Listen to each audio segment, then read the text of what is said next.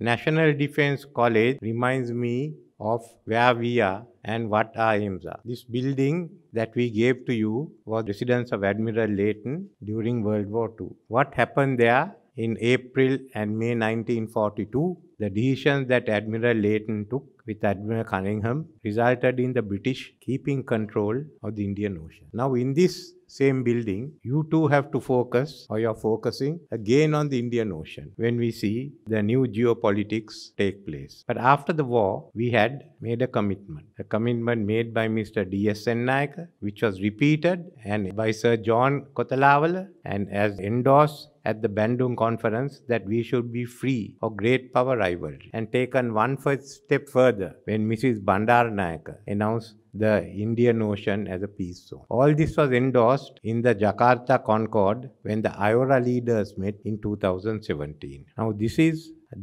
are the principles which Sri Lanka upholds and which IORA is committed to. I just thought I'll mention a few words of what the situation is today, because the commandant described what is defense today. It is no longer a question of an extension of politics. When international politics break down, then you go to war. That's what happened even in 1939. It's no longer that. It's more like I would say, a fruit salad. Everything is included there. But how did we come to this position? After the war, after the World War II, we had two blocks. The two winners of the World War II, US, which provided the economic might, and Soviet Union, whose manpower basically tore the German army apart. With the collapse of the Soviet Union, we saw a unipolar world where US was the single power but working along with others. This was the result of a policy started from the time of President Nixon by Henry Kissinger himself. The two things. One was the politics of engagement, engage with everyone. Second was ensure that you are in the middle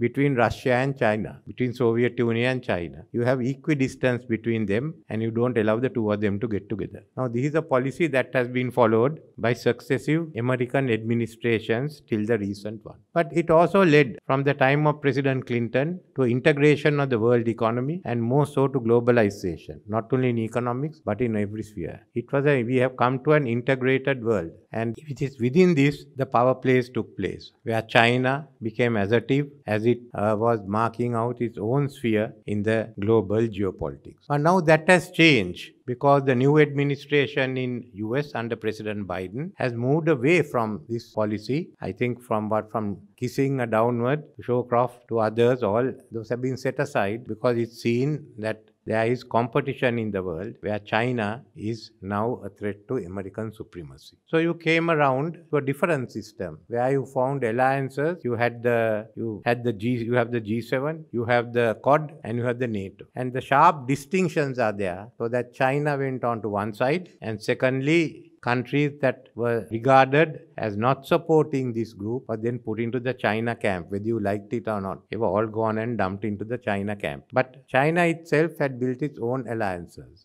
But what was most striking is that they moved away from the policy of ensuring that China and Russia did not align itself.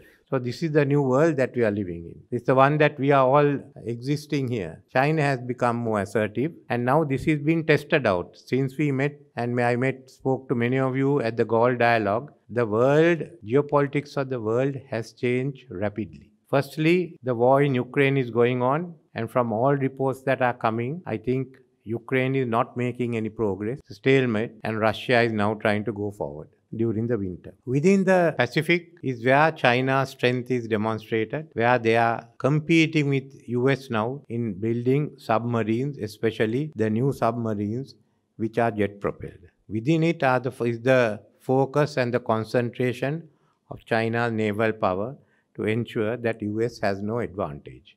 With their land bases and the islands, they do have a commanding presence in the area. But what has really sparked everything off is what has happened in Israel, which was never in the plans of either side. The Hamas attack, which is a major lapse of policy, that while bringing the Arab and the Israel states together, they ignored the Palestinians and the Palestinian issues. Now this is a major problem. And the attack took place. And I've always said, while Sri Lanka has always supported the rights of Palestine as a free state, We could not condone the attack and we condemned it. But where do you go from there? And that's where the world has split. In my view, what you needed first was a government in Israel which showed national unity and was a government of the center which could take the settlers out. Nevertheless, what happened was different. But the whole Gaza war has now split the world and stretched it out politically. And stations like Al Jazeera and BBC is bringing it into your own living room and bedroom. You sit there eating and you see bombs and dead bodies. You are in your bedroom, you see children's bodies. So you can just imagine what the reaction is in the world. It's basically split the world. And it's been a disadvantage to the US. It's also stretched the US powers. With all these coalitions, you just can't take on. When you focus your military assets and your naval assets in the Mediterranean, what can you do in Ukraine? President Zelensky is shouting that the media has moved away from Ukraine. That's how much the media counts in this war. It helped him at one time. Now it's moved on to Gaza. And certainly not so in the Pacific. So that the whole system that was propagated in the last 2 years have also come apart. So it's from here that we have to think of geopolitics and where we are. One good thing is the meeting between President Biden and President Xi, where they have had a positive discussion, though all the issues are not solved, we didn't expect. And now we have to work in that background. We all like that meeting. But as a small country, you got to remember two things. When elephants fight, the grass gets crushed. Similarly, when elephants make love, the grass gets crushed. So we are the grass. Whether they fight or whether they make love, we are the ones who get crushed. So we have to ensure that we are able to survive this scenario.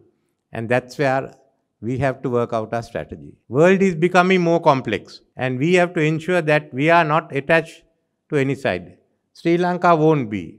Whatever be the politics of the different administrations, everyone has ensured that we kept out of big power rivalry. We won't do so. We also know that we are in the Indian Ocean. We are in the middle of the Indian Ocean.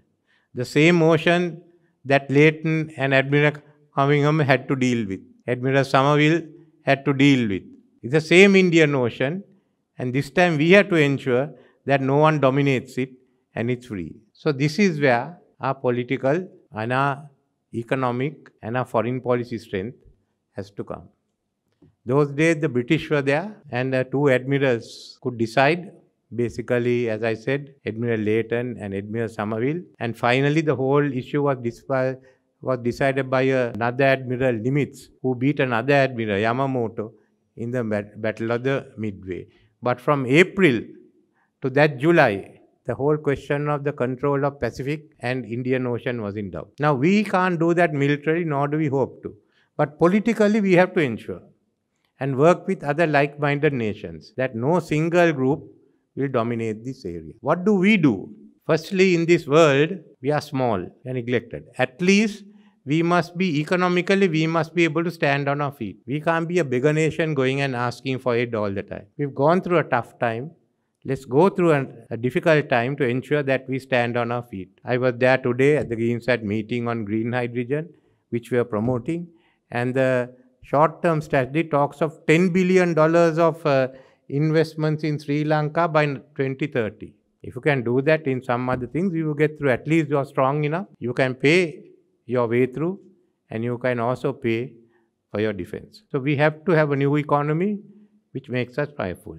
This is why we want the WTO and the integration of the economy to go ahead, where we do not like decoupling or de-risking. If decoupling is meant to hurt China, it won't hurt China. It's going to hurt the rest of us who depend on this trade between the West and the East. So it's for this reason we have to decide where are our priorities and where do we stand with it. Secondly, foreign policy. We have parted with foreign policy for a long time. We are only focused on Geneva. But I think we need a foreign policy which focuses on all these issues. And that's why we've started again formulating a foreign policy, taking part both in the economic areas and the political areas as a southern country and as a country that is against basically big power rivalry, to take our stand on issues, to have our voice felt and to coordinate with us. Because now there are new groupings and we have to place ourselves in the south, work with them and ensure everyone works intelligently and are not guided by emotion. But we don't reject the US, we don't reject China, we don't reject anyone. All of us have to work together. And that's what we feel that we have to do at this stage. So foreign policy is important. Foreign policy not merely meeting with diplomats or going to UN. Now foreign policy and international policy are everywhere. Environment. There are those of us who are asking for goal of 1.5 degrees centigrade to be met. And there are others who want. So then the whole alignments change. Some of those who are with the South will now go and join one camp. Some of us are in the other camp. But Sri Lanka's position is clear. Then on trade, on the G77. So each of these are issues where Sri Lanka has to make its voice felt. You have to also be in other areas. WHO turned out to be one of the international arena for geopolitics during the time of the pandemic. Who was responsible, what happened. So that every forum can become an arena. So we have to be active. We have to work this out. We have no other option. As the world develops, the big and the powerful have a say, others won't have any say. We can't be big, we can't be powerful, but we should be able to at least stand on our own feet and make our voice heard. And that should be to ensure that Indian Ocean is free of big power rivals. In these terms, you will always be criticized by one country or other. We will be accused of being pro one country or pro another country. Those are the risks you have to take. But you have to get the South together. Now in January, we are having the meetings of the non-aligned and the G77 back-to-back in Uganda. That will be an important meeting because I feel we have to redefine our purposes, the non-aligned and the G77. You can't separate it, you have to work together now. There can't be separate instances. So there is the South that is coming to be. And let that South function to ensure that whether it be China, whether it be US, whether it be the West, whether it be Russia-China bloc, whatever it is, that we ourselves are a force to ensure that global peace is maintained. So this is a crucial moment for us. And when we study defense, it's a very, very wide definition as the Commandant mentioned. But having discussed this, I feel that it's not only the military officers and the police. You should have more short-term courses for the civilian sectors of the government working together with the foreign ministry. We ourselves, the government has set aside a small group to work on what the future foreign policy should be.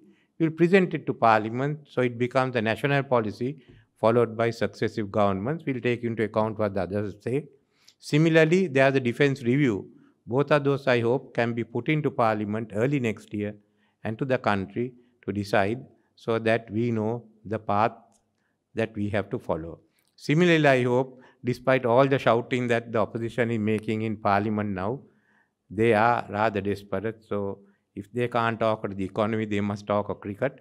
But nevertheless, I feel there's a great amount of agreement which people don't want to mention now. But hopefully after the next election, there will be a broader consensus. You need all this to go forward. And these are issues that we have to talk of. We have neglected security, we have neglected defense, think in terms of the Elam war, we have neglected the economy, we have neglected the environment. So let's all look at it because in this context, you have to remember what we are. We are just a halmaster, but ensure you're not eaten up by anyone. That's all. Thank you.